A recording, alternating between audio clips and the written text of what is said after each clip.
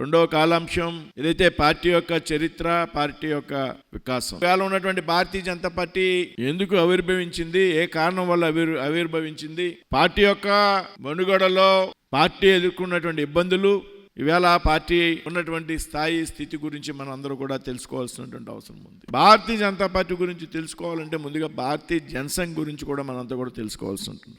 ఒకప్పుడు ఏర్పడినటువంటి భారతీయ జనసంఘం యొక్క ఆ తర్వాత కాలంలో భారతీయ జనతా పార్టీగా మారింది అనేటువంటి విషయాన్ని కూడా మనంతా కూడా తెలుసుకోవాలి. చాలా మందికి తెలుసు భారతీయ జనతా పార్టీ ఎప్పుడు ఏర్పడిందంటే 1980 ఏప్రిల్ 6 అంటారు. అంతకు ముందు యొక్క చరిత్ర, పార్టీ యొక్క హిస్టరీ ఏదైతే ఉందో, పార్టీ ఏ మూల సిద్ధాంతాల మీద స్థాపించబడిందో, ఏదైతే సైద్ధాంతికత ఆధారంగా ప్రారంభించబడిందో అనేటువంటి విషయం చాలా మందికి తెలిసి ఉండకపోవచ్చు అనేటువంటి విషయాన్ని కూడా నేను ఇక్కడ చెప్తాను. ఏదైతే భారతీయ జనతా పార్టీ ముందు పూర్వస్వరూపమైనటువంటి భారతీయ జనసంఘ్ గురించి మనం తెలుసుకోవాల్సినటువంటి అవసరం. ఏదైతే ఈ దేశానికి స్వాతంత్రం వచ్చాక నెహ్రూ గారి నాయకత్వంలో ఒక తాత్కాలిక ప్రభుత్వం ఏర్పడింది. 47లో స్వాతంత్రం వచ్చినవంటే ఈ దేశానికి ఎన్నికలు జరగలే. 1952లో మొట్టమొదటిసారి సార్వత్రిక ఎన్నికలు, లోక్సభ ఎన్నికలు ఈ దేశంలో జరిగాయి 52లో. అంటే ఈ మధ్యకాలంలో ఒక తాత్కాలిక ప్రభుత్వం అధికారంలో ఉంది నెహ్రూ గారి సారథ్యంలో. ఈ తాత్కాలిక ప్రభుత్వంలో అందరికీ కూడా ప్రాతినిధ్యం కల్పించబడింది.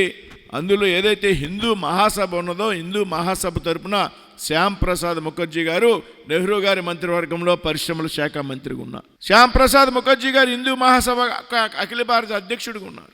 ఆ తర్వాత ఏదైతే నెహ్రూ అనుసరించినటువంటి విధానాలు అయితే ఉన్నాయో, దేశ విభజన సందర్భంగా ఏదైతే ముస్లిం సంతుష్టీకరణ రాజకీయాలు చేయాలనేటువంటి ప్రయత్నం చేసినటువంటి నెహ్రూ గారి విధానాలకు వ్యతిరేకంగా, హిందువులపై జరుగుతున్నటువంటి దాడుల విషయంలో నెహ్రూ గారి యొక్క నిర్లిప్తత వైఖరికి వ్యతిరేకంగా, ఏదైతే లియాఖత్ ఒప్పందం ఉందో ఆ లియాఖత్ ఒప్పందానికి వ్యతిరేకంగా, నెహ్రూ షేక్ అబ్దుల్లా యొక్క ఒప్పందానికి వ్యతిరేకంగా మంత్రి పదవిని తృణప్రాయంగా త్యజించి నెహ్రూ గారి మంత్రివర్గం నుంచి బయటకు రావడం జరిగింది శ్యామ్ ప్రసాద్ ముఖర్జీ గారు. ఎందుకంటే ఏదైతే నెహ్రూ గారు షేక్ అబ్దుల్లా యొక్క ఒప్పందం ఏదైతే ఉన్నదో దాని ప్రకారం కాశ్మీర్ భారతదేశంలో అంతర్భాగంగా లేదు.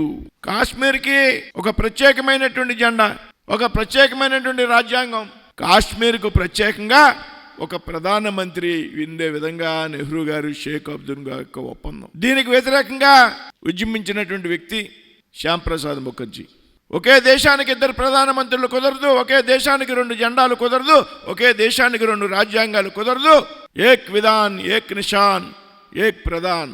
ఒకే రాజ్యాంగం ఉండాలి, ఒకే జెండా ఉండాలి, ఒకే ప్రధాని ఉండాలి అనేటువంటి విషయాన్ని నినాదంగా తీసుకుని ఉద్యమించారు శ్యామ్ ప్రసాద్ ముఖర్జీ గారు. ఈ సందర్భంగా 1951లో అక్టోబర్ 21 నాడు ఆయన భారతీయ జనసంఘ్ను స్థాపించాలనేటువంటి ఆలోచన వచ్చినప్పుడు, అప్పుడు సర్సంఘచాలకుగా ఉన్నటువంటి గురు గోవాల్కర్ గారిని కలిసి, ఏదైతే భారతీయత ఆధారంగా నాకు ఒక రాజకీయ పార్టీని స్థాపించాలని ఉన్నది, మీరు నాతో కలవాలి అన్నప్పుడు గురూజీ ఒకే ఒక విషయం చెప్పారు, రాష్ట్రీయ స్వయం సేవక్ సంఘ్ ప్రత్యక్ష రాజకీయాల్లో పాల్గొనదు అనే విషయం చెప్తూ ఏదైతే శ్యామ్ ప్రసాద్ ముఖర్జీ గారి యొక్క కోరిక మేరకు ఆర్ఎస్ఎస్లో పనిచేసినటువంటి ప్రచారకులు ఎవరైతే ఉన్నారో ఒక 5గురిని శ్యామ్ ప్రసాద్ ముఖర్జీ గారికి సహాయకారులుగా 5గురు ప్రచారకులను ఇవ్వడం జరుగుతుంది. పండిత్ దీన్ దయాళ్ ఉపాధ్యాయ, సుందర్ సింగ్ భండారి, అటల్ బిహారీ వాజ్పేయి, పుష్పూర్ ఠాకరే, అదేవిధంగా జగన్నాథరావు జోషి వంటి ప్రముఖులను ఆ రోజు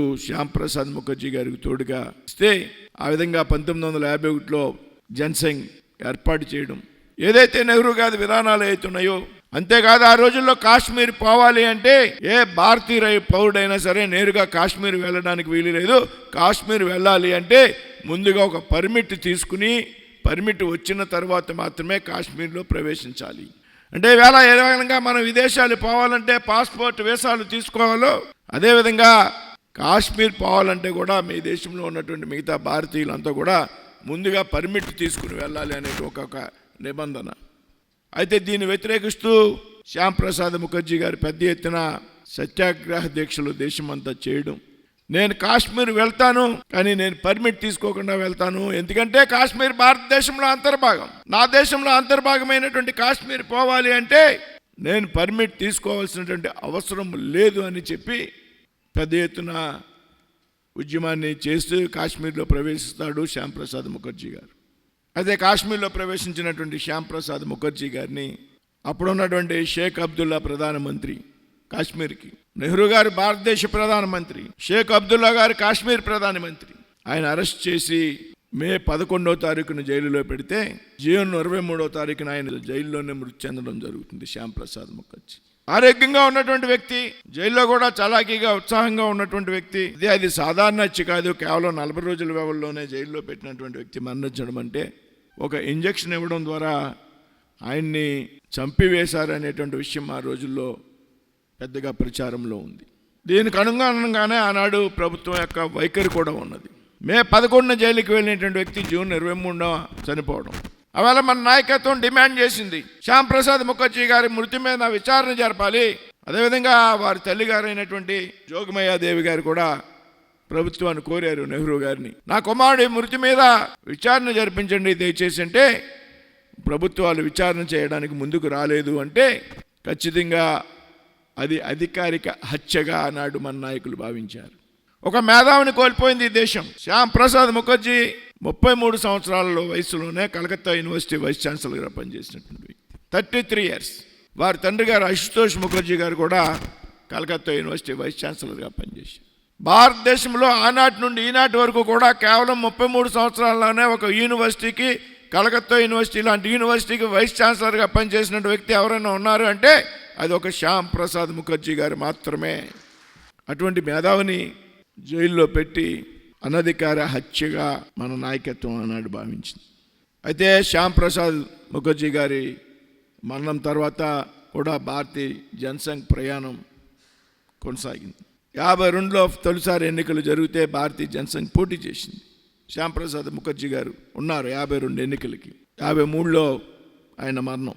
47లో స్వాతంత్రం వస్తే మొట్టమొదటి సాధారణ ఎన్నికలు 1952లో జరిగితే భారతీయ జనసంఘ్ 3 లోక్సభ స్థానాలను గెలుచుకోవడం జరిగింది. దాదాపు 3.09 ఓట్ల శాతం, 3.09 ఓట్ల శాతం మొట్టమొదటి ఎన్నికల్లో భారతీయ జనసంఘ్ వచ్చింది. 3 లోక్సభ ఎన్నిక సభ్యుల్లో శ్యామ్ ప్రసాద్ ముఖర్జీ గారు ఒకరు. అయితే ముగ్గురు అయినప్పటికీ కూడా ఆ వేళ ఉన్నటువంటి మిగతా పార్టీలతో ఏదైతే ఆ వేళ భారతీయ లోక్దళ్ ఉన్నది, సమాజ్వాదీ పార్టీ ఉన్నది, తమిళనాడు ట్రైలర్స్ పార్టీ అని ఒక పార్టీ ఉన్నది, వీరందరితో కలిపి ఆనాడే ఎన్డీఎఫ్ ఏదైతే నేషనల్ డెమోక్రటిక్ ఫ్రంట్ ఏదైతే 32 మంది లోక్సభ సభ్యులు, 6 రాజ్యసభ సభ్యులను కలుపుకుని 38 మంది సభ్యులతో ఆనాడే నేషనల్ డెమోక్రటిక్ ఫ్రంట్ని అనేటువంటి ఫ్రంట్ని ఏర్పాటు చేసి లోక్సభలో అనధికార ప్రతిపక్ష నేతగా శ్యామ్ ప్రసాద్ ముఖర్జీ కొనసాగారు. ఇది భారతీయ జనసంఘ్ యొక్క ప్రయాణం 1952 తొలి ఎన్నికల ద్వారా. ఆ తర్వాత 57లో ఎన్నికలు జరిగాయి. 53లో ముఖర్జీ గారి మరణం తర్వాత మళ్ళీ పండిట్ మౌళి చంద్ర శర్మ అనేటువంటి వ్యక్తి బాధ్యతలు స్వీకరించారు అధ్యక్షులుగా. 57 ఎన్నికల్లో భారతీయ జనసంఘ్ 4 సీట్లు గెలిచింది. 5.96%, 5.96, అంటే 3.09 నుంచి 5.96కి వెళ్ళాం. అంటే దాదాపు ఓట్ల శాతం రెట్టింపు అయింది, కానీ సీట్లు అదనంగా 1 సీటు మాత్రమే గెలిచాం. 52లో 3 సీట్లు గెలిస్తే 54లో 4 సీట్లు గెలిచాం. 57లో 4 సీట్ల తర్వాత మళ్ళీ 62 ఎన్నికల్లో భారతీయ జనసంఘ్ పోటీ చేయడం. 62 ఎన్నికల్లో భారతీయ జనసంఘ్ 14 లోక్సభ స్థానాలను గెలవడం. 62 తర్వాత మళ్ళీ 67 ఎన్నికల్లో భారతీయ జనసంఘ్ అత్యధిక స్థానాలు గెలుచుకున్నటువంటి ఎన్నికలు 1967లో జరిగినటువంటి ఎన్నికలు. అధ్యక్షులు మారుతూ వస్తున్నారు. 1967 ఏదైతే ఉందో అది భారతీయ జనసంఘ్ సంబంధించిన ఒక కీలకమైనటువంటి సంవత్సరం. అది 67 ఎన్నికల్లో భారతీయ జనసంఘ్ 35 లోక్సభ స్థానాలను గెలిచింది. 1967లో 35 లోక్సభ స్థానాలను గెలవడం కాదు, ఈ దేశంలో 5 రాష్ట్రాల్లో సంయుక్త విధాయక దళ పేరుతో మిత్రపక్షాలతో కలిపి, రాష్ట్రాలతో ఉన్నటువంటి పార్టీలతో కలిపి ఆయా రాష్ట్రాల్లో ప్రభుత్వాలు కూడా ఏర్పాటు చేసింది భారతీయ జనసంఘ్. అది యూపీలో, మధ్యప్రదేశ్లో, బీహార్లో, హర్యానాలో వంటి రాష్ట్రాలు, ఆనాడే రాష్ట్రాల్లో సంకీర్ణ ప్రభుత్వాలు ఏర్పాటు చేసింది భారతీయ జనసంఘ్. అంతేకాదు 1967లోనే అనేక రాష్ట్రాల్లో ఈ విధంగా 35 మంది పార్లమెంట్ సభ్యులను, 268 మంది శాసనసభ్యులను ఆ రోజు దేశవ్యాప్తంగా గెలిచి దాదాపు 5 రాష్ట్రాల్లో ప్రభుత్వంలో భాగస్వాములైనటువంటి సంవత్సరం 1967 భారతీయ జనసంఘ్కి ఒక కీలకమైనటువంటి సంవత్సరం. ఆ 1967లోనే ఇవాళ ఎవరైతే దీన్ దయాళ్ ఉపాధ్యాయ పేరుతో శిక్షణా శిబిరాలు నడుపుకుంటున్నామో వారు అధ్యక్షుడైనటువంటి సంవత్సరం జనసంఘ్కి. దురదృష్టవశాత్తు ఆయన 4 నెలల కాలంలోనే కూడా మరణించడం జరిగింది. ఏదైతే దీన్ దయాళ్ ఉపాధ్యాయ కూడా ఇదే విధంగా హత్య గావించబడ్డాడు అనేటువంటి విషయం. అతి సాధారణమైనటువంటి వ్యక్తి దీన్ దయాళ్ ఉపాధ్యాయ. ఒకే జత బట్టలుంటే రాత్రి ఉతుక్కుని మన్నాడు ఉదయం ధరించేటువంటి వ్యక్తి. కాళ్ళకి జోళ్ళు లేకుండా జీవనాన్ని కొనసాగించినటువంటి వ్యక్తి పండిత్ దీన్ దయాళ్ ఉపాధ్యాయ. చొక్కాకి చిరుగులు ఉంటే ఒకే ఒక్క కోటు ఆధారంగా ఆ చిల్లులు కనపడకుండా వస్త్రధారణ చేసినటువంటి వ్యక్తి పండిత్ దీన్ దయాళ్ ఉపాధ్యాయ. అటువంటి వ్యక్తి ఒకరోజు మొఘల్ సరాయ్ అనేటువంటి ఒక రైల్వే స్టేషన్ పక్కన పట్టాల మీద పడి ఉన్నాడు మృతదేహం. ఏ విధంగా చనిపోయాడు పండిత్ దీన్ దయాళ్ ఉపాధ్యాయ అంటే ఏదైతే నడుస్తున్న రైలులోంచి త్రోసివేయబడ్డాడు అనేటువంటి విషయం నిర్ధారణకు వచ్చింది మన నాయకత్వం.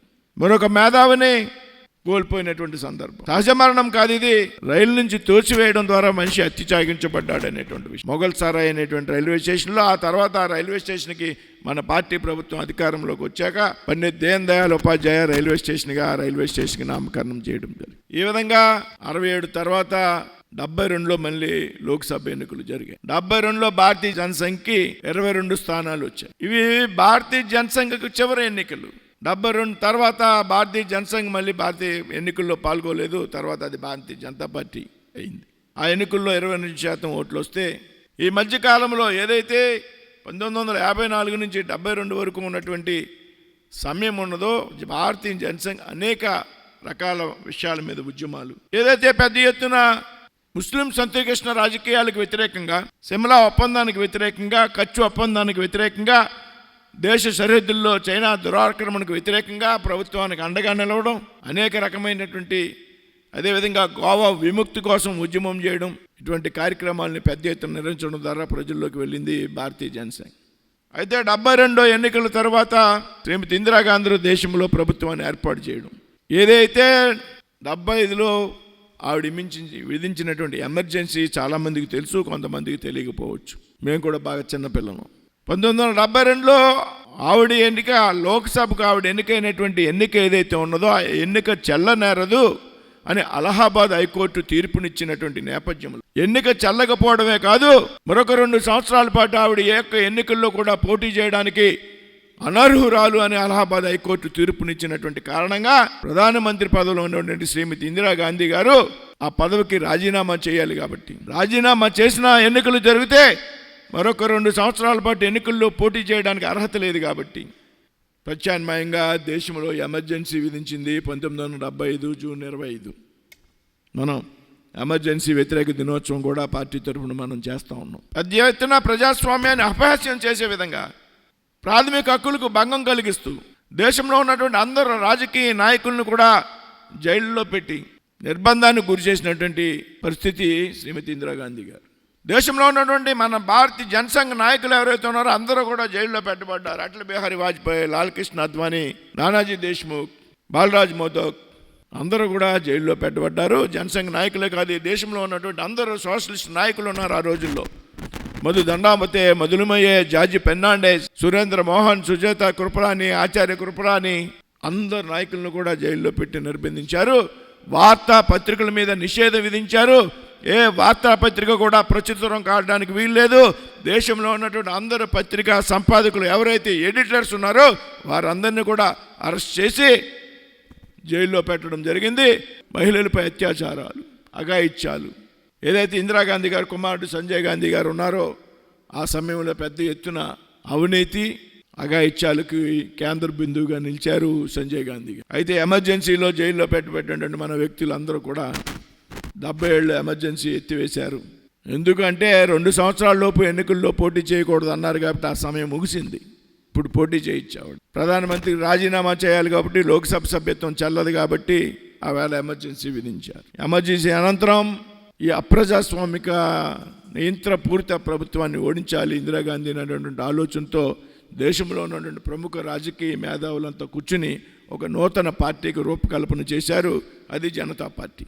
ఏదైతే భారతీయ జనసంఘ్ ఉన్నదో, అప్పుడున్నటువంటి సమాజ్వాదీ పార్టీ, అప్పుడున్నటువంటి భారతీయ లోక్దల్, అప్పుడున్నటువంటి కాంగ్రెస్ ఆర్గనైజేషన్ అనేటువంటి ఒక పార్టీ కలిపి జనతా పార్టీగా ఆవిర్భించడం జరిగింది. దీనికి ప్రముఖ సోషలిస్ట్ నాయకుడు జయప్రకాష్ నారాయణ ఎవరైతే ఉన్నారో ఆయన చొరవ కారణంగా ఈ జనతా పార్టీ ఏర్పడింది. అందుకే ఇందా చెప్పాను, 1972 ఎన్నికలే భారతీయ జనసంఘకు చివరి ఎన్నికలు. 80 ఎన్నికల్లో భారతీయ జనతా పార్టీ కూడా లేదు, భారతీయ జనసంఘ్ కూడా లేదు. ఏదైతే 77లో జరిగినటువంటి ఎన్నికలు ఉన్నాయో ప్రజలంతా కూడా కాంగ్రెస్ని వ్యతిరేకిస్తూ జనతా పార్టీని పెద్ద ఎత్తున నెగ్గించారు. దాదాపు 295 సీట్లని జనతా పార్టీ గెలవడం జరిగింది 1977లో. ఎమర్జెన్సీ తర్వాత జరిగినటువంటి ఎన్నికల్లో 295 సీట్లు జనతా పార్టీ. అయితే దేశంలో ఏర్పడినటువంటి మొట్టమొదటి కాంగ్రెసేతర ప్రభుత్వం అది. మొరార్జీ దేశాయ్ ప్రధానమంత్రిగా చక్కటి పరిపాలన అందించింది ఈ దేశానికి. ప్రజలందరూ పెద్ద ఎత్తున జనతా పార్టీ పాలనని ఆస్వాదించారు. అయితే ఏదైతే అంతర్గత కలహాలు మూలంగా తమలో తాము కుమ్ములాడుకోవడం ద్వారా ఏదైతే కాంగ్రెస్ పార్టీ యొక్క తెర వెనుక రాజకీయాల కారణంగా మొరార్జీ దేశాయ్ ప్రభుత్వంలో ఉప ప్రధానిగా ఉన్నటువంటి వ్యక్తి చౌదరి చరణ్ సింగ్ అనేటువంటి వ్యక్తికి ప్రధాని కావాలి అనేటువంటి ఒక కాంక్ష ఉన్న కారణంగా జనతా పార్టీ ప్రభుత్వం 1979లో పతనమైంది.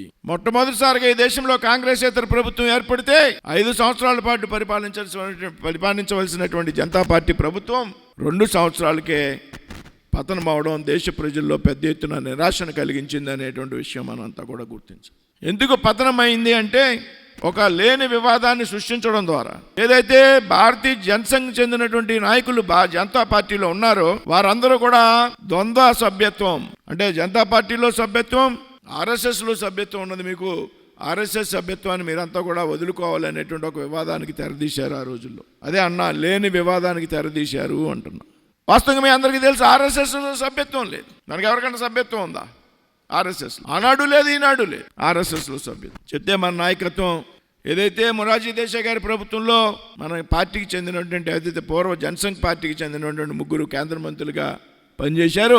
వాజ్పేయి గారు విదేశాంగ మంత్రిగా ఆనాటి నుండి ఈనాటి వరకు కూడా అత్యున్నత విదేశాంగ మంత్రి ఎవరు అంటే అటల్ బిహారీ వాజ్పేయి గారు. లాల్ కృష్ణ అద్వానీ గారు సమాచార ప్రచార శాఖ మంత్రిగా, బ్రిజ్లాల్ వర్మ అనేటువంటి వ్యక్తి పరిశ్రమల శాఖ మంత్రులుగా ఆ రోజు బాధ్యతలో ఉన్నారు. మన నాయకత్వం తేల్చి చెప్పింది, మాకు ఆర్ఎస్ఎస్లో ఉన్నటువంటి సంబంధాలను మేము వదులుకోము. మా మాతృ సంస్థ అవసరమైతే పెదవులను త్యజిస్తాము కానీ అధికారాన్ని వదులుకుంటాం కానీ మా మాతృ సంస్థలో మా సంబంధాలను తెంచుకోలేము అని చెప్పి మన నాయకత్వం పదవులకు రాజీనామా చేసి 3 మంత్రులు బయటికి రావడం జరిగింది 79లో.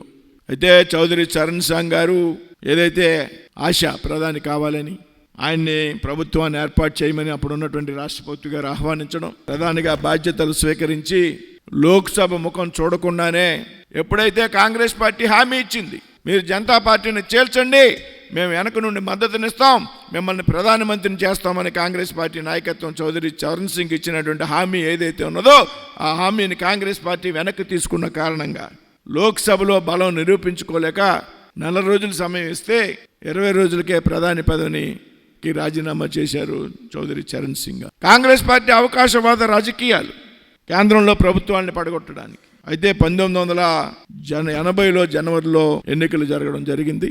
ఆగస్టులో ప్రభుత్వం పతనమైంది. 79లో ఆపధర్మ ప్రధానిగా కొనసాగమని రాష్ట్రపతి గారు చరణ్ సింగ్ను కోరారు. ఆయన దాదాపు ఆగస్టు వరకు ప్రధానిగా కొనసాగారు, లోక్సభ విశ్వాసం చూరగొనకుండా. 80లో జనవరిలో లోక్సభ ఎన్నికలు మళ్ళీ జరిగాయి. ఇక్కడ ఒక విషయం, 80లో జరిగినటువంటి ఎన్నికల్లో భారతీయ జనసంఘ్ లేదు, భారతీయ జనతా పార్టీ కూడా లేదు. అంటే 80లో పోటీ చేసిన ఎన్నికల్లో మనం పోటీ చేయలే. ఎందుకు పోటీ చేయలేదంటే భారతీయ జనసంఘ్ జనతా పార్టీలో విలీనమైంది, జనతా పార్టీ నుంచి బయటకు వచ్చింది మన నాయకత్వం. కానీ భారతీయ జనతా పార్టీ అప్పటికి ఇంకా స్థాపించబడలేదు. 80లో ఎన్నికలు జరిగితే జనవరిలో, మనం 80లో ఏప్రిల్ 6న భారతీయ జనతా పార్టీ ఏర్పడింది. అంటే ఎన్నికల తర్వాత 4 నెలల తర్వాత. కాబట్టి 1980 ఎన్నికల్లో మన భారతీయ జనసంఘ్ పోటీ లేదు, భారతీయ జనతా పార్టీ కూడా పోటీ లేదు. పార్టీని ఏర్పాటు చేయడం, అటల్ బిహారీ వాజ్పేయి గారు అధ్యక్షుడిగా బాధ్యతలు స్వీకరించడం. ఏదైతే భారతీయ జనసంఘ్ ఉన్నదో 77 వరకు మొట్టమొదటి అధ్యక్షుడిగా శ్యాంప్రసాద్ ముఖర్జీ గారు ఉంటే, 2వ అధ్యక్షుడిగా పండిట్ చంద్రమౌళి శర్మ, 3వ అధ్యక్షుడిగా ప్రేమ్నాథ్ డోగ్రా, 4వ అధ్యక్షుడిగా దేవప్రసాద్ ఘోష్, 5వ అధ్యక్షుడిగా పీతాంబర దాస్, 6వ అధ్యక్షుడిగా గుర్తుపెట్టుకోవాల్సిన విషయం డాక్టర్ అవసరాల రామారావు గారు, రాజమండ్రికి చెందినటువంటి వ్యక్తి. 1961లో అఖిల భారత జనసంఘ అధ్యక్షుడిగా కొనసాగారు. మన రాష్ట్రానికి మన ప్రాంతానికి చెందినటువంటి వ్యక్తి. ఆ తర్వాత కాలంలో డాక్టర్ రఘువీర్ రఘువీర్ గారి తర్వాత మరి ఇందాక 4వ పర్యాయం అధ్యక్షుడిగా పనిచేసినటువంటి వ్యక్తి దేవప్రసాద్ ఘోష్ అనేటువంటి ఆయన మరొకసారి అధ్యక్షుడిగా. ఆయన తరువాత 1965లో డాక్టర్ బచ్రాజ్ వ్యాస్ అనేటువంటి ఆయన అధ్యక్షుడిగా కొనసాగారు. దీనికో ప్రత్యేకత ఉన్నది. డాక్టర్ బచ్రాజ్ వ్యాస్ గారు అధ్యక్షుడిగా కొనసాగినటువంటి సందర్భంలో 1965లో భారతీయ జనసంఘ యొక్క అఖిల భారత సమావేశాలు విజయవాడలో జరిగాయి. విజయవాడ సభల సందర్భంగా పార్టీ అధికారికంగా ఏదైతే ఏకాత్మత మానవతావాదం ఉన్నదో దాన్ని పార్టీ అధికారిక సిద్ధాంతంగా స్వీకరించింది డాక్టర్ బచ్రాజ్ వ్యాస్ అధ్యక్షతన విజయవాడలో 1965లో. అందుకనే ఈ మధ్య కాలంలో 60 సంవత్సరాలు పూర్తయింది. విజయవాడలో భారతీయ జనసంఘ మహాసభలు జరిగి 60 సంవత్సరాలు పూర్తయి ఏదైతే విజయవాడ సభల్లో ఏకాత్మత మానవతావాదాన్ని అధికారిక సిద్ధాంతంగా స్వీకరించారో 60 సంవత్సరాలు పూర్తయిన సందర్భంగా అదే స్థలంలో అదే తేదీల్లో జనవరి 23, 26 తేదీల్లో మన రాష్ట్ర అధ్యక్షుడు మాధవ్ గారి నేతృత్వంలో ఏకాత్మత మానవతావాదాన్ని విజయవాడలో అధికారిక సిద్ధాంతంగా స్వీకరించారు. కాబట్టి అక్కడ పెద్ద ఎత్తున కార్యక్రమం చేయడం జరిగింది మొన్న జనవరిలో. ఇదొక ప్రత్యేకత ఆంధ్రప్రదేశ్ రాష్ట్రానికి సంబంధించి. పండిత్ బచ్రాజ్ వ్యాస్ గారి తర్వాత బాలరాజ్ మధోక్ గారి తర్వాత 67లో దీన్ దయాళ్ ఉపాధ్యాయ తర్వాత అటల్ బిహారీ వాజ్పేయి గారు జనసంఘ అధ్యక్షులు. అటల్ బిహారీ వాజ్పేయి గారి తర్వాత లాల్ కృష్ణ అద్వానీ గారు జనసంఘ అధ్యక్షులు. జనసంఘకి చివరి అధ్యక్షులు ఎవరు అంటే లాల్ కృష్ణ అద్వానీ గారు. అదేవిధంగా భారతీయ జనతా పార్టీకి తొలి అధ్యక్షులు ఎవరు అంటే అటల్ బిహారీ వాజ్పేయి గారు 1980 ఏప్రిల్ 6లో ఏర్పడి. ఆ సందర్భంగా ఏర్పడినటువంటి పార్టీ ఏర్పరిచినటువంటి సందర్భంలో వాజ్పేయి గారు చెప్పినటువంటి విషయం మనందరం కూడా కార్యకర్తలందరికీ ధైర్యంగా ఉండాలి. ఏదైతే చెప్పారో ఆయన అంధేరా చెట్టేగా, సూరజ్ నికలేగా, కమల్ కిలేగా, చీకటి తొలగిపోతుంది, సూర్యుడు ఉదయిస్తాడు, కమలం వికసిస్తుందని 1980లో ఏప్రిల్ 6న అటల్ బిహారీ వాజ్పేయి గారు చెప్పారు. అది ఈరోజు మనం కళ్ళారా చూస్తాం. ఆ విధంగా ఏర్పడినటువంటి 80లో ఏర్పడినటువంటి పార్టీ అనేక ఒడిదుడుకుని ఏర్పడినటువంటి పరిస్థితి. పార్టీని కింద స్థాయి నుంచి దేశమంతా నాయకులు పర్యటన చేస్తూ కింద స్థాయి నుంచి పార్టీ కార్యకర్తలని ధైర్యం చెప్పి దశ నిర్దేశం చేసినటువంటి నాయకత్వ గణం మన నాయకత్వం. ఈ విధంగా 1984లో ఎన్నికలకి సన్నద్ధమైంది భారతీయ జనతా పార్టీ. 1984 ఎన్నికలకు సన్నద్ధమైతే భారతీయ జనతా పార్టీ కేవలం 2 లోక్సభ స్థానాలను గెలవడం జరిగింది. ఈ 2 లోక్సభ స్థానాలు కూడా ఒకటి ఆంధ్రప్రదేశ్లో తెలుగుదేశం పార్టీతో ఉన్నటువంటి పొత్తు కారణంగా మన జంగారెడ్డి గారు హనుమకొండ నుంచి, రెండోది గుజరాత్లో ఉన్నటువంటి మెహసేనా అనేటువంటి నియోజకవర్గంలో ఏకే పటేల్ అనేటువంటి వ్యక్తి, ఈ ఇద్దరు మాత్రమే లోక్సభకు ఎన్నికయ్యారు 1984లో. 1952లో జనసంఘ పార్టీకి తొలి ఎన్నికల్లోనే 3 సీట్లు గెలిచాం. ఇన్ని సంవత్సరాల ప్రయాణం తర్వాత 84లో కేవలం 2 సీట్లు గెలిచింది. దేశంలో ఉన్నటువంటి రాజకీయ విశ్లేషకులంతా కూడా భారతీయ జనతా పార్టీ చరిత్ర క్లోజ్ అయింది, భారతీయ జనతా పార్టీ దుకాణం మూసేయాలి అనేటువంటి పెద్ద ఎత్తున ప్రచారం చేశారు. అయితే మన నాయకత్వం కార్యకర్తలకు స్ఫూర్తి నింపడం ద్వారా ఎందుకు 1984లో కేవలం 2 సీట్లుగా భారతీయ జనతా పార్టీ పరిమితం అయింది అంటే 84 ఎన్నికలకు ముందు శ్రీమతి ఇందిరాగాంధీ గారు హత్యగావించబడ్డారు.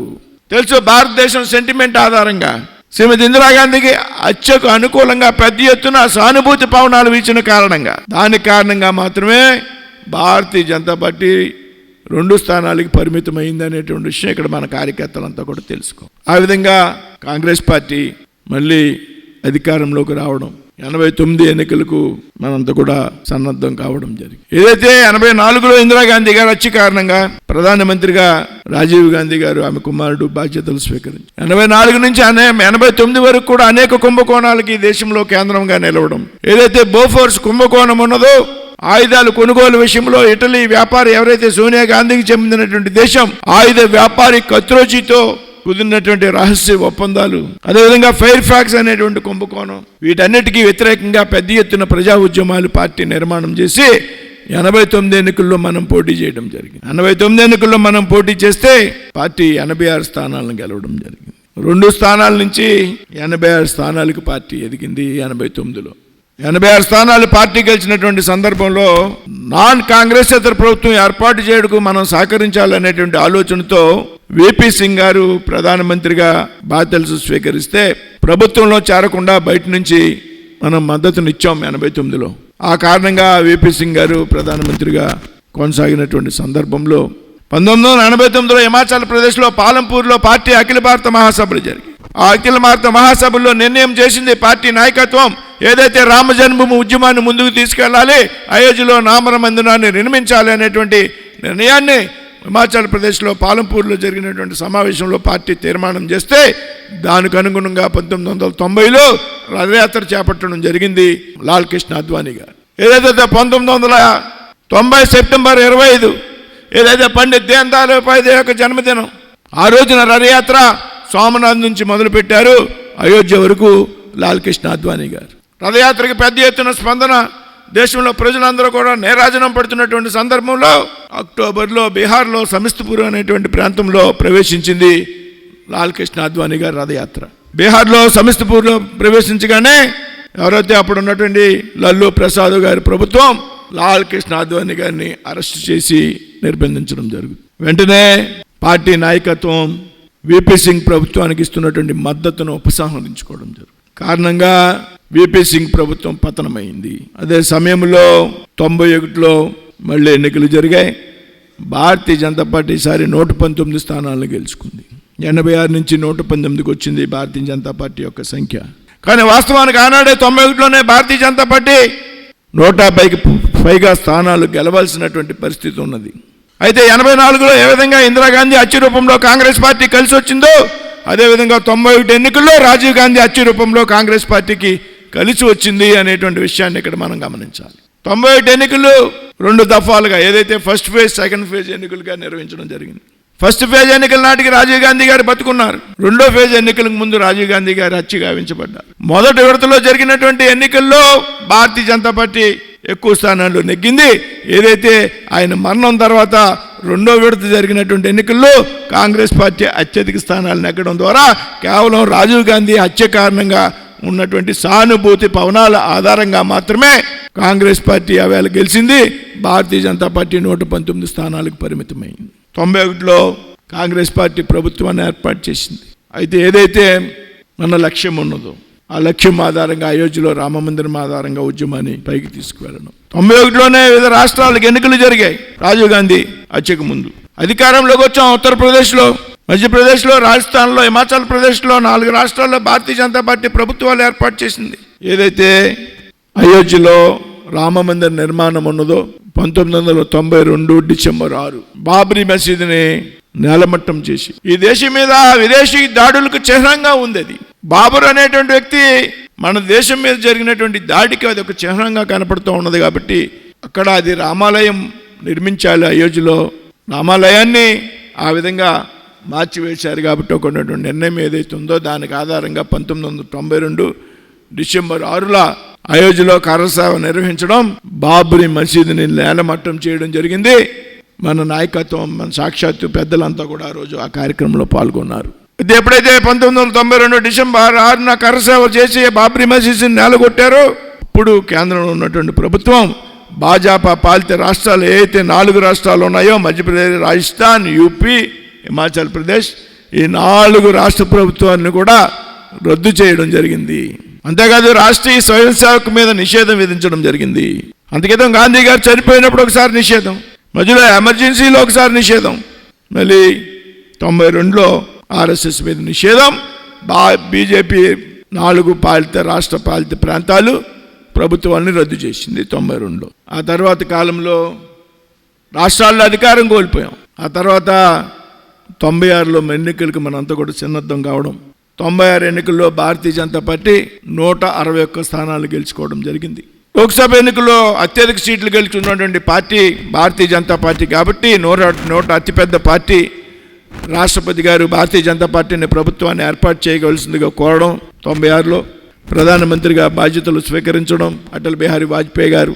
అయితే ఏ ఒక్క రాజకీయ పార్టీ కూడా మనకు సహకరించడానికి కారణంగా, అంతేకాదు ఫిరాయింపు రాజకీయాలు ప్రోత్సహించకూడదు అనేటువంటి పార్టీ నాయకత్వంలో భాగంగా కేవలం 13 రోజుల్లోనే ప్రధానమంత్రి పదవికి రాజీనామా చేశారు అటల్ బిహారీ వాజ్పేయి గారు 1996లో. ఆ సందర్భంగా లోక్సభలో ఆయన చేసినటువంటి ప్రసంగం ఏదైతే ఉన్నదో దయచేసి అదంతా మీరు యూట్యూబ్లో చూడండి జాగ్రత్తగా.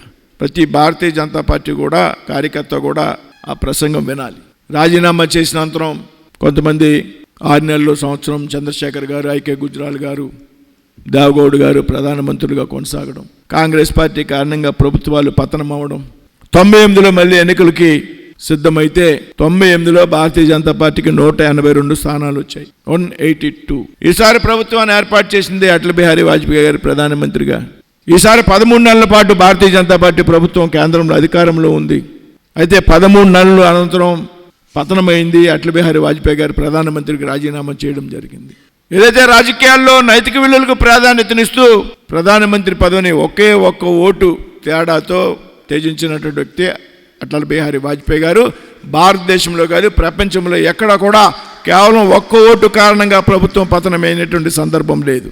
అది కూడా కాంగ్రెస్ పార్టీ అనైతిక రాజకీయాల కారణంగా, కాంగ్రెస్ పార్టీ ప్రజాస్వామ్యాన్ని అపహాస్యం చేసిన కారణంగా మాత్రమే ఆ ఒక్క ఓటుతో ప్రభుత్వం పతనమైంది అనేటువంటి విషయాన్ని మనం అంతా కూడా గ్రహించాలి. భారతీయ జనతా పార్టీ నైతిక విలువలతో కూడినటువంటి రాజకీయాలు చేస్తుంది అనేడానికి అది ఒకటే కారణం అని మీరు అందరూ కూడా గుర్తించాలి. మన పంచనిష్టలు ఏదైతే ఉన్నాయో, మన కమలం సింబల్ ఏదైతే ఉన్నదో, పంచనిష్టల్లో ఒకటి నైతిక విలువలతో కూడినటువంటి రాజకీయాలు.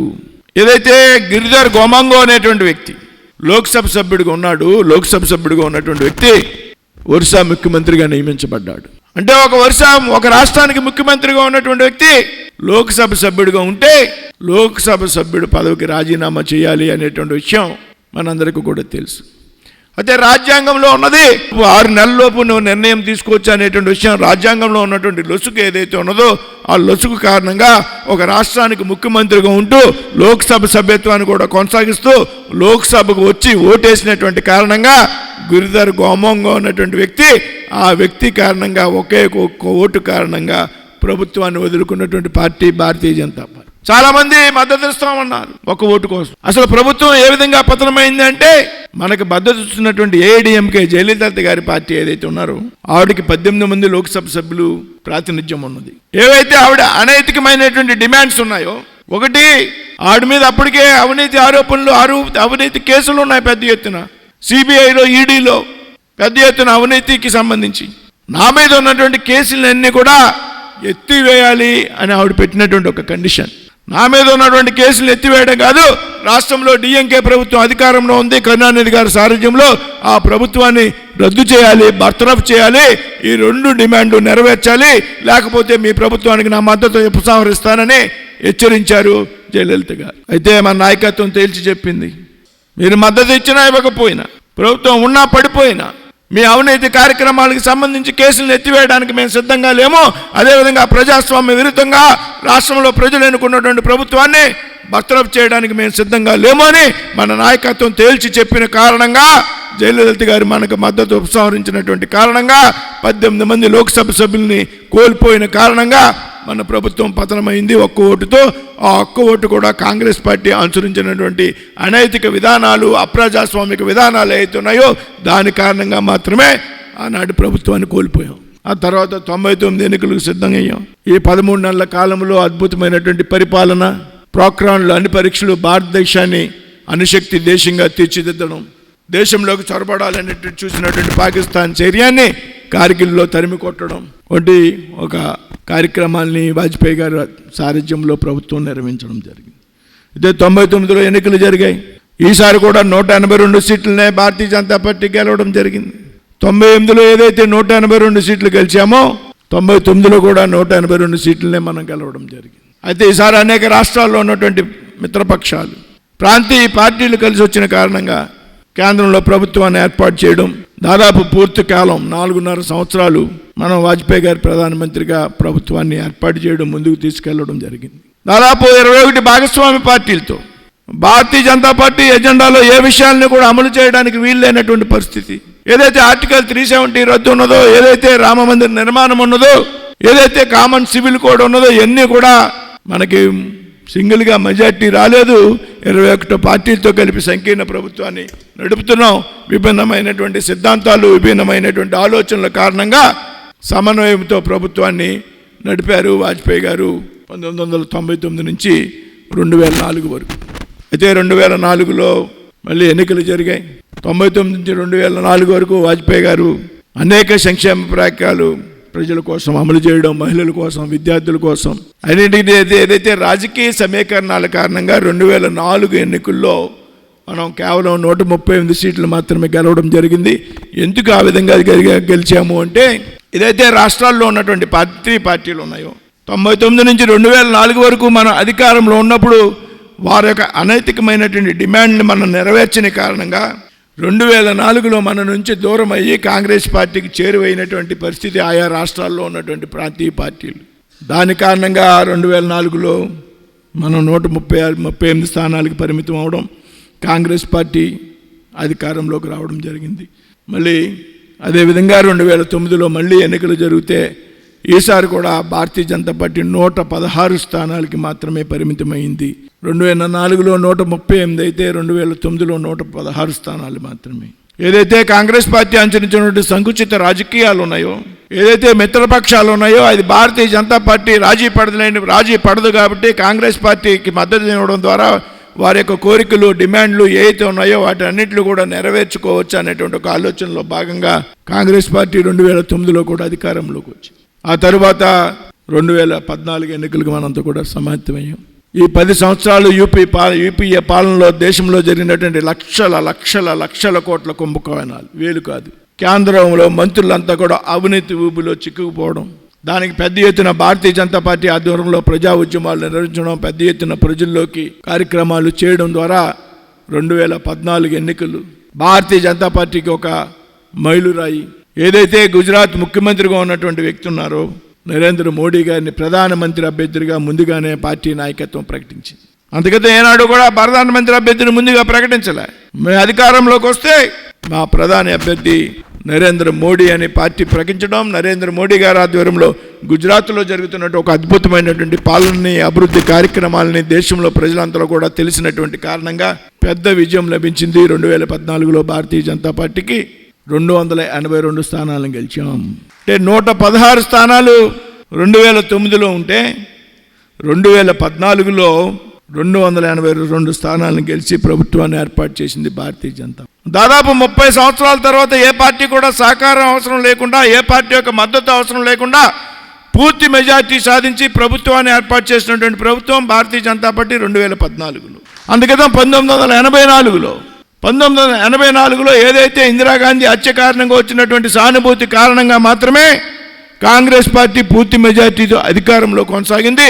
84 నుంచి 2014 వరకు అది ఏ ప్రభుత్వం అయినా సరే, కాంగ్రెస్ పార్టీ అయినా సరే, భారతీయ జనతా పార్టీ అయినా సరే, సంకీర్ణ ప్రభుత్వాలే తప్పించి పూర్తిగా మెజార్టీ సాధించలేదు అనేటువంటి విషయం గుర్తుపెట్టుకోవాలి.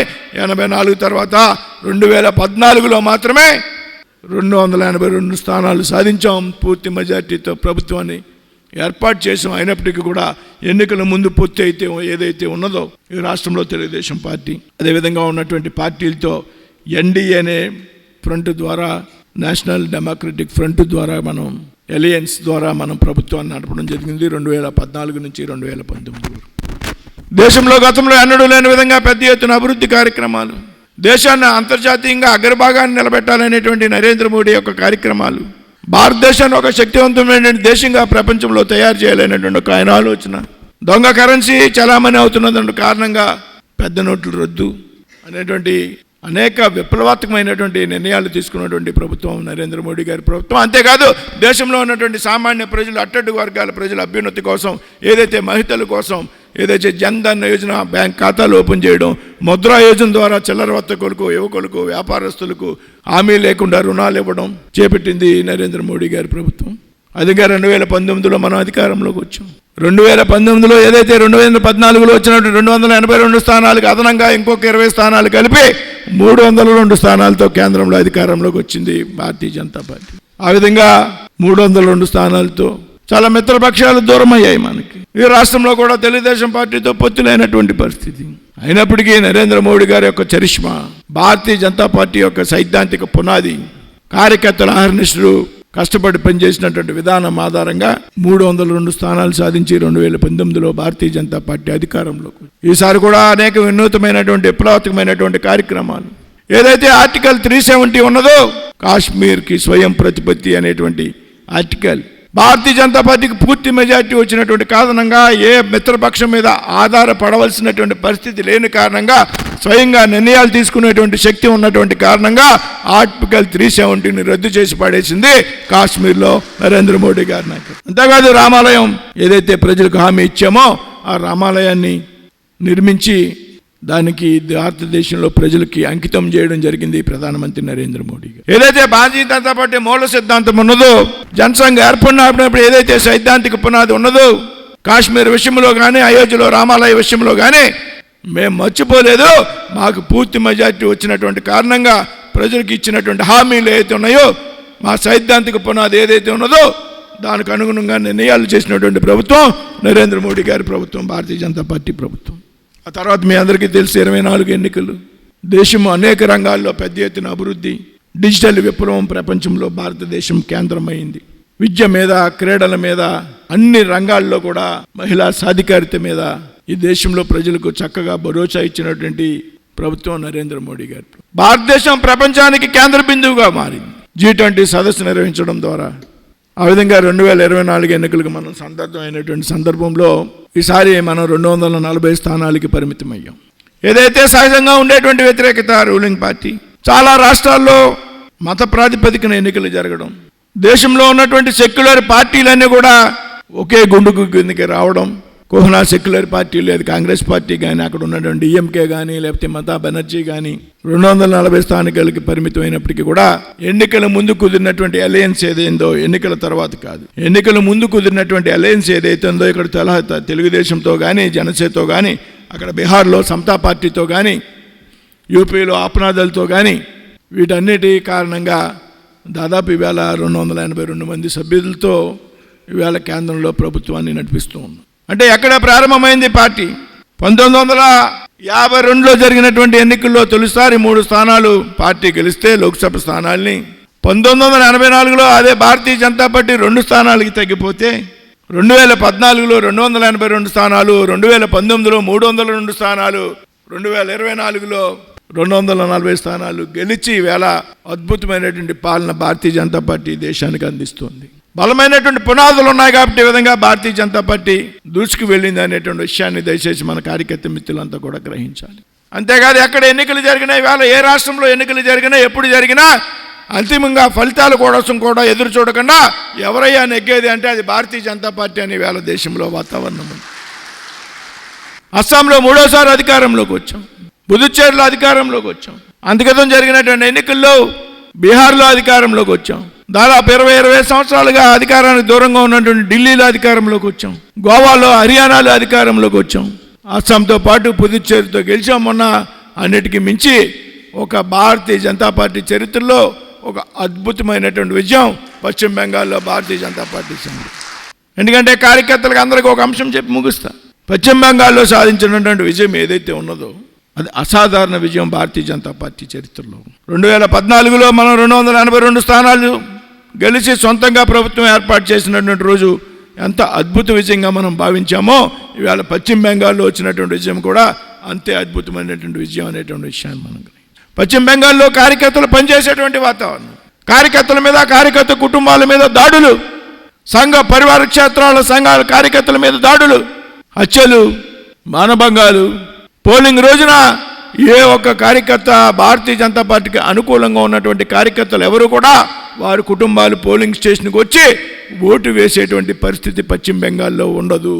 ఏదైతే గతంలో పశ్చిమ బెంగాల్లో ఒక 25-30 సంవత్సరాలు సిపిఎం ప్రభుత్వం అధికారంలో ఉంది జ్యోతి బసు గారి నాయకత్వంలో, సిపిఎం ఉనికిని కోల్పోయిన సందర్భంగా ఏదైతే సిపిఎంలో ఉన్నటువంటి కమ్యూనిస్ట్ పార్టీ కార్యకర్తలంతా ఇవాళ తృణమూల్ కాంగ్రెస్ గొడుగు కింద పనిచేస్తున్నారనేటువంటి విషయాన్ని మనం అంతా కూడా తెలుసుకో. ప్రజల మద్దతు ద్వారా కాకుండా కేవలం భయోత్పాతాలు సృష్టించి అధికారంలో కొనసాగించినటువంటి ప్రభుత్వం మమతా బెనర్జీ గారి ప్రభుత్వం.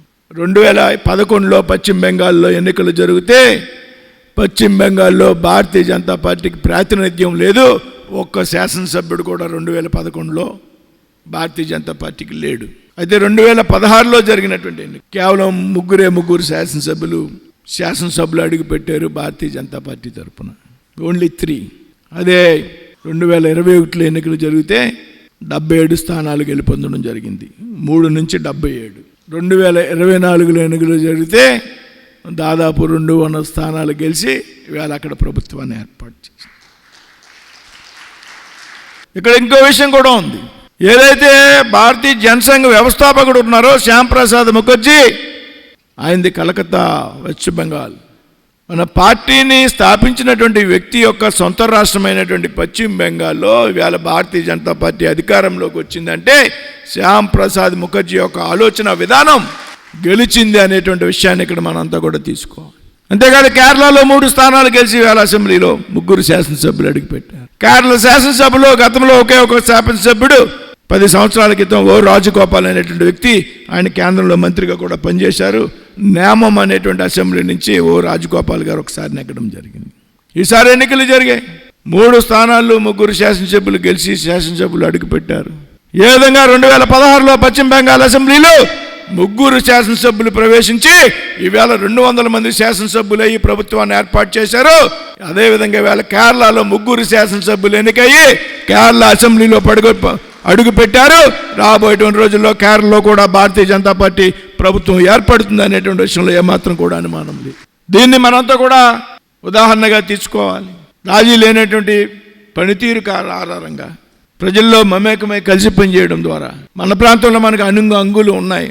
కాబట్టి పార్టీ ఏ విధంగా ప్రారంభమైంది, ఏ ఆలోచనతో ప్రారంభమైంది, ఏ సైద్ధాంతిక ఆధారంగా పార్టీ ఆవిర్భవించింది, ఆనాటి నుండి ఈనాటి వరకు కూడా ఎన్ని ఒడిదుడుకులు ఎన్నుకుని ఈవేళ పార్టీ స్థాయికి చేరింది అనేటువంటి విషయం మీరు అంతా కూడా దయచేసి గమనించి మనం కూడా రాబోయేటువంటి రోజుల్లో మన పనితీరుని మరింత మెరుగుపరుచుకుని ఆ విధంగా పనిచేయాలని మిమ్మల్ని అందరినీ కూడా కోరుతూ సెలవు తీసుకున్నాను. జై హింద్, జై భారత్.